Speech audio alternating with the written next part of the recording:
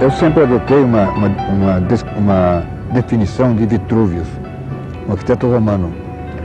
A arquitetura é a arte de construir com conforto, solidez e beleza.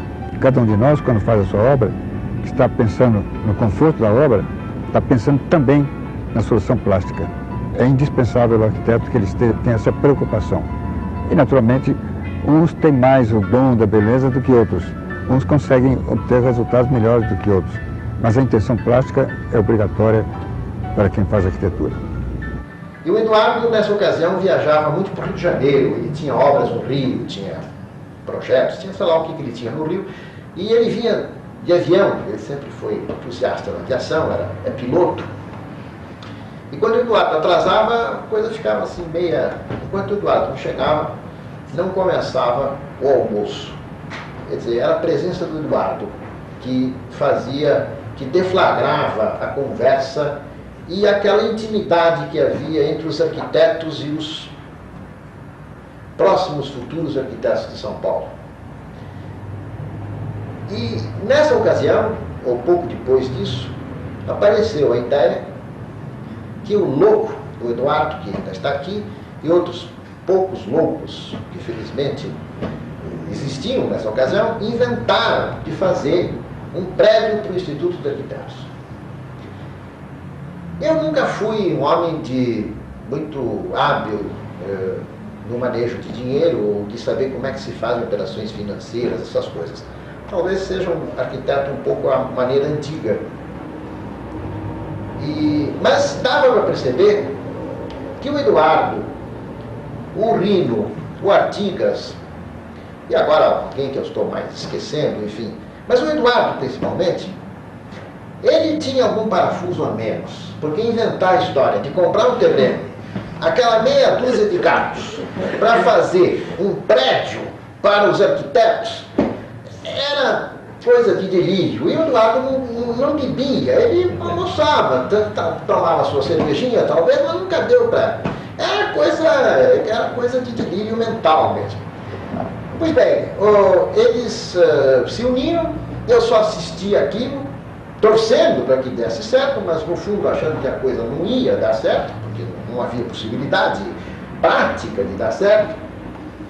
E o Eduardo foi o grande comandante desse grupo, e eles compraram um terreno na Bento Freitas com Cidade Jardim, General Jardim, e edificaram um edifício que ainda hoje está lá. Eu acho isso uma coisa realmente admirável, porque é uma coisa que foi feita assim com idealismo, com entusiasmo, e justamente esse grupo não pensou, que se talvez tivesse pensado, não teria realizado um prédio, comprado um terreno. E isso foi muito importante. E eu queria dar esse testemunho realmente, assim, de coração aberto, que o Eduardo tenha feito isso. Não só para mim, que era estudante, mas para vocês outros que são mais moços e os que ainda estão aí. Quando eu voltei de Montevidéu, desse congresso pan-americano, 1940, eu voltei com a cabeça virada, né? Querendo fazer coisas modernas. E me afiliei ao Instituto de Arquitetos do Brasil, tinha sede fora no Rio de Janeiro, e nasceu a ideia de se criarem departamentos do IAB pelos estados para evitar o esfacelamento do IAB. Se nós tivéssemos um IAB em cada estado, nós estaríamos todos soltos por aí, sem nenhuma união. Se nós fazemos um instituto só, e todos os arquitetos brasileiros filiam o mesmo instituto, nós estamos unindo a classe. E a classe é muito pequena, não pode estar sendo esfacelada. E nessa ocasião, nós procuramos no IAB pregar a arquitetura moderna. Todos os colegas que se inscreveram, que nós fazíamos contato, nós forçávamos a arquitetura moderna. Então, por exemplo, o Rino Leve, que foi um dos primeiros a fazer arquitetura moderna no Brasil, aliás, ele mandou uma carta de Roma, quando ele era estudante, para o jornal do Estado de São Paulo, quando nós só fazíamos aqui ecletismo, propondo a arquitetura contemporânea. No mesmo ano em que Warchavsky escreveu a famosa famoso recado dele, vamos dizer, em que ele propunha a renovação da arquitetura. São os dois primeiros acontecimentos sobre a arquitetura moderna no Brasil. A Carta do Reno Leve e o Manifesto do Warszawski. Depois apareceu o Flávio de Carvalho também. O Flávio, com as loucuras dele, ele abria caminho para nós. Porque aquilo que nós não tínhamos coragem de fazer, porque obedecíamos a porção de preceitos, o Flávio não ligava para nada e fazia e abriu caminho para nós.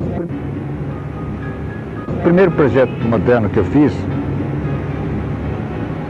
eu creio que foi um prédio na rua Brigadeiro Tobias, que foi projetado inicialmente para hotel e depois transformado em apartamentos, em que eu procurei introduzir as coisas mais simples da arquitetura moderna que eu conhecia. Eu tinha estado na Suíça, em Zurique, e vi no centro da cidade os prédios comerciais com muitas flores. E eu achei aquilo muito bonito. Então fiz um prédio nessa Brigadeiro Tobias e toda a fachada, em toda a extensão, é de jardineiras. A minha ideia era que cada morador pusesse flores coloridas, de cores diferentes, na sua janela, para gozar a beleza das flores. Mas infelizmente plantaram só verde lá, fizeram um gramado lá naquelas jardineiras, não tem nenhuma flor. Eu creio que esse foi o primeiro. Depois fiz um prédio na Rua do Carmo, para um banco. E aí eu queria mostrar que eu era arquiteto moderno, usei brise soleil, usei tijolos de vidro, e fiz a coisa fazendo questão de me modernizar, de me apresentar modernizado. Foi muito difícil para mim os primeiros dias, porque todo mundo me conhecia como arquiteto eclético. Então, se ele chegava no meu escritório e dizia, eu quero fazer uma casa gótica. Eu dizia, eu não faço. Mas você fez para o meu irmão. Mas eu errei quando fiz para o seu irmão. Eu não vou errar outra vez. Eu percebi meu erro, eu não vou errar outra vez. E o sujeito cortava relações comigo, fazia com outro colega. Então eu passei algum tempo muito difícil, com os meus fregueses fugindo de mim. Mas era uma questão de convicção, não era questão de preferência. E eu não tinha coragem, não tinha vontade, não tinha tendência nenhuma de mentir arquitetonicamente. Então eu perdi muitos clientes, custei muito a me refazer. Cada projeto a gente tem sempre uma certa ligação diferente de um para o outro. Mas o projeto que me deu mais satisfação, porque foi uma experiência nova, foi realmente o CRUSP da cidade universitária. E eu achei que era a oportunidade de fazer uma experiência de prefabricação. Porque prefabricar uma casinha não interessa. A prefabricação só interessa quando existe repetição do elemento. E lá nós tínhamos uma viga, por exemplo, que era repetida cerca de 1000 vezes. Então, havia todos os indícios de uma experiência válida. Mas como não existia nenhuma fábrica montada para prefabricação aqui, eu consegui, com muito esforço, com muita briga, que eles autorizassem um dos concorrentes a apresentar uma segunda proposta em prefabricação. E essa proposta ganhou concorrência. Até o Paulo Camargo era o diretor do Fundusp, ele pediu orçamento para as estruturas de 6 blocos. Eu estava com ele na mesa, ele abriu a primeira proposta e me mostrou por baixo da mesa assim. Ele me disse, eu estava pensando em fazer 6 blocos, mas por esse preço eu vou fazer 12. A diferença de preço era tão grande que ele achava que podia fazer o dobro com a mesma verba que ele tinha.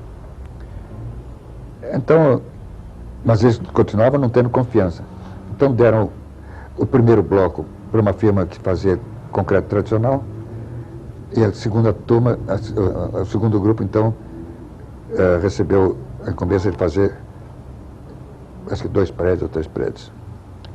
Infelizmente, deram muito pouco apoio a essa experiência, e os prédios ficaram lá parados muito tempo, e a firma até parece que não deu certo. Mas eu acho que foi uma experiência feita com todos os erros, porque não existia uma oficina, não existia equipamento para prefabricação. Era tudo improvisado na própria obra.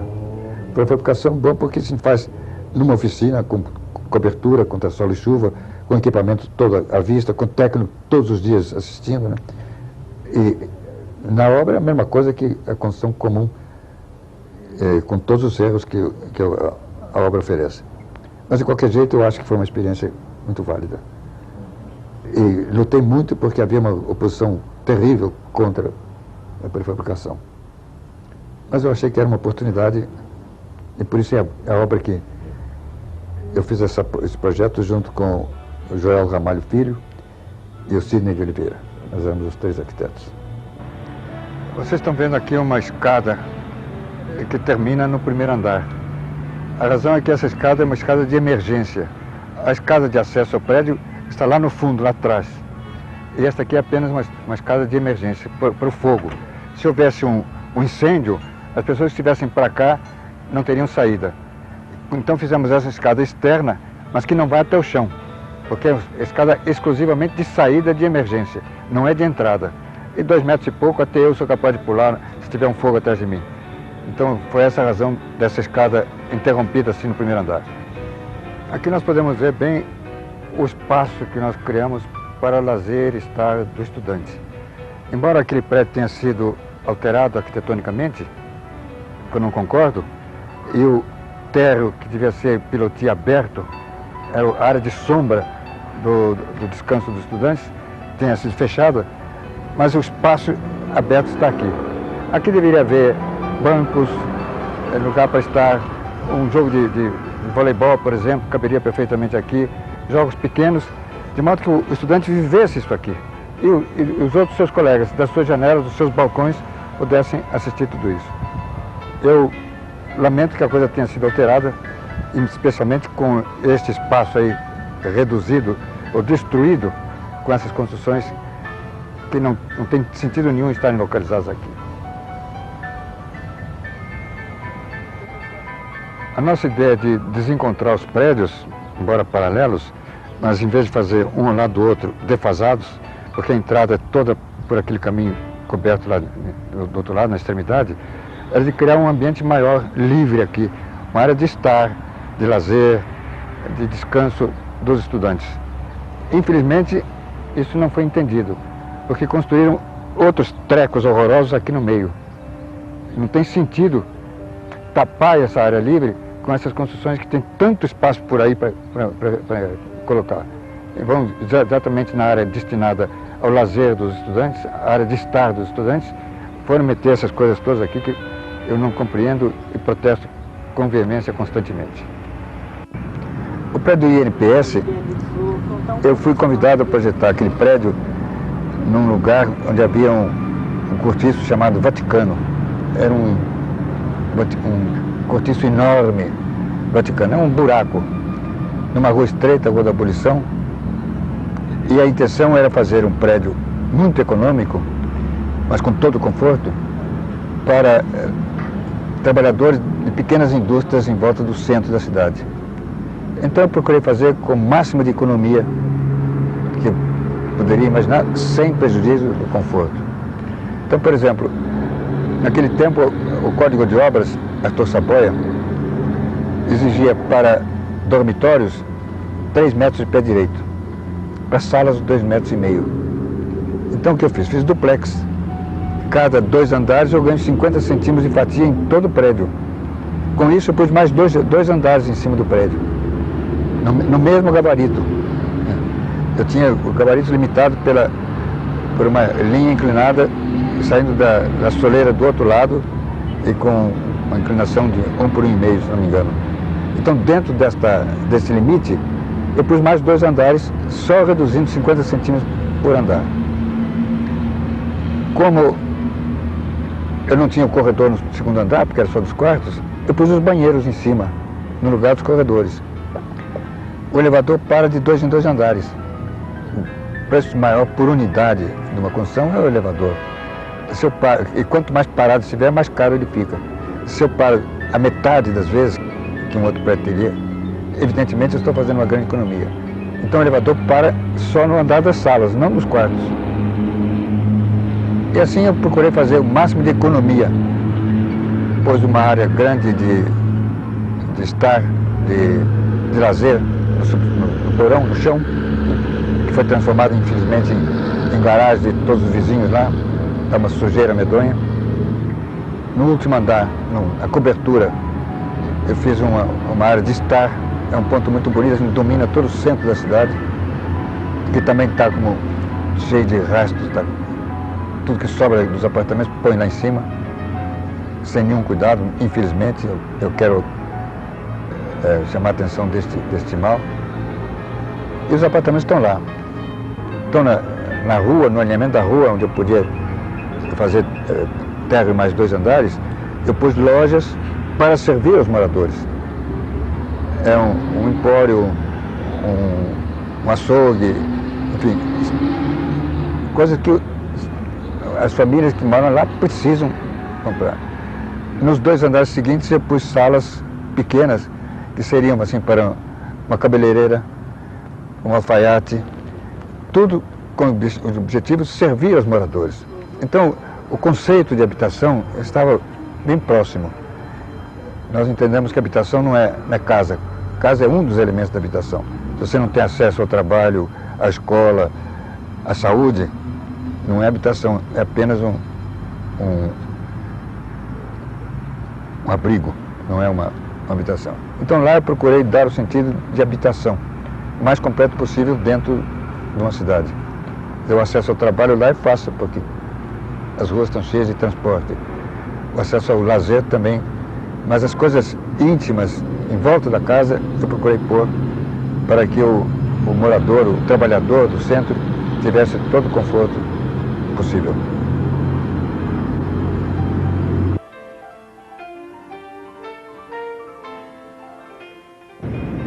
São Paulo é uma cidade que cresceu praticamente sem plano, né? Ela foi crescendo, mais aqui, mais para lá, os bairros novos foram surgindo. Ela teve alguns pregadores de urbanismo, Anhaia Mello, prefeito de São Paulo, e muita gente pregou, nós todos pregamos urbanismo. Eu mesmo, nas minhas palestras, minhas aulas, eu sempre preguei a necessidade do plano. Mas São Paulo cresceu independentemente do plano. Alguns acertos vão se fazendo, mas a cidade no todo, ela cresceu sem plano. O exemplo melhor que nós temos de plano mesmo é o de Brasília. Brasília é uma experiência, e com todos os erros que possa ter, uma experiência muito válida. Positiva. O urbanista inglês famoso, William Holford, que participou do júri, declarou que o projeto de Lúcio Costa é a mais importante contribuição do século XX para as teorias do urbanismo. Aqui em São Paulo você vê, não se tem um espaço livre. Sobrou em Ibirapuera, lá no fim do mundo, tem outro parque, mas é uma cidade que não tem parques, não tem área verde. Eu tenho a impressão que os nossos dirigentes andam de helicóptero, tem um buraco ali, põe um prédio, tem outro buraco, põe outro prédio. É preciso tapar os buracos. Então, quando eu vou a Brasília, eu sou um apaixonado de Brasília, eu desço no aeroporto, pego um táxi para ir para o hotel, eu vou namorando aquelas áreas verdes, não edificando. São áreas que ficarão verdes sempre, para a alegria dos olhos da gente, para a respiração da gente, né? A intoxicação de Brasília é um mínimo dos mínimos comparado com a de São Paulo, né? Mas isto é o que nós sonhamos. E muita gente vai a Brasília e detesta aquilo lá porque as distâncias são grandes. Claro, se você quer fazer casas isoladas, você tem que fazer distâncias. Você agrupa tudo em apartamentos, as distâncias ficam pequenas, mas também você não respira. Em Brasília você respira com todo aquele ar. O plano de Lúcio Costa pensou muito nisso. Ele criou aquelas superquadras. Na superquadra, uma criança pequena vai à escola de primeiro grau, a pé, em 5 minutos, dentro da superquadra, sem sair na rua. Isso não é uma grande vantagem?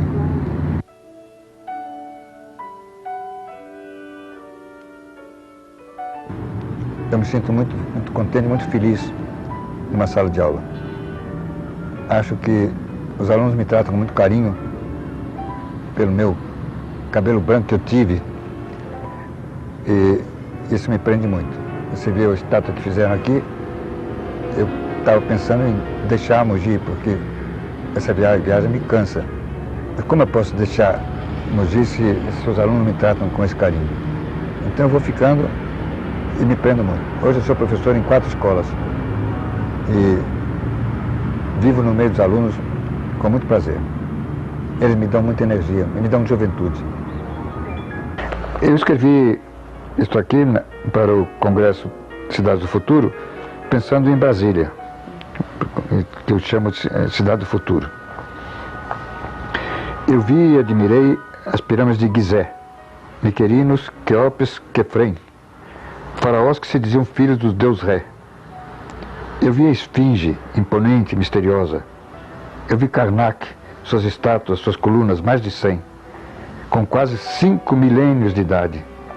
Eu pisei as pedras da Vila Dolorosa, na cidade santa, Jerusalém, impregnada de religiosidade.